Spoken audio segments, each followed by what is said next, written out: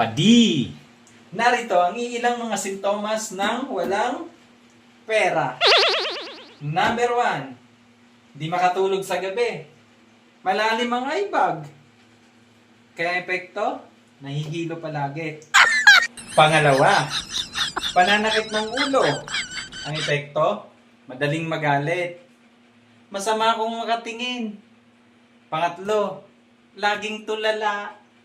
Kaya, tinatamad kumilos. Di makausap ng maayos. Kasi nga, walang pera. At pangapat, walang gana kumain. Kaya ang epekto, kinakausap ang sarili. Gusto laging nasa bahay lang. At panglima naman, hindi mapakali.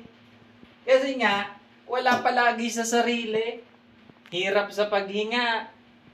At pang-anim, ayun, pananakit ng kalamnan at mga kasukasuhan. Ang epekto, matamlay, nanghihina. At ito ang kadalasang dahilan. Una, overgastos. Kumbaga, big time ngayon, tagas kinaumagahan. At kasunod, over sa kain. Busog na, nag-order pa. At ang pangatlo naman, overloan. May pag-ibig loan, may SSS loan, may co-op loan, at kung ano-ano pang loan. At ang panghuli, over check out. Order doon, order dito. Ngayon, pag dumating ang delivery, magtatago. Kasi nga, wala nang pera.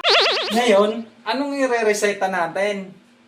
Unang-una, marites. Ibig sabihin, bawas-bawasan mo yung pakikipag-marites mo. Pakikipag-chismisan. Imbis na pakikipag-chismisan ang gawin mo, magtrabaho ka. Para kumita ka. Additional income. Pangalawa, eto na, extra income. Sa extra income, hindi yung mag-i-scatter ka.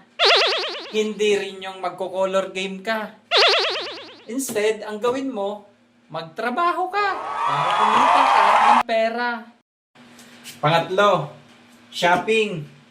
Bawas-bawasan mo naman yung mga pag-order online mo. Kung ano-ano man yan. Para makaipon ka ng maraming pera. Sana, ito ang resetang to. Makatulong sa'yo. I-share mo naman tong video na to. Para aware din sila at nakatulong ka pa. Di ba?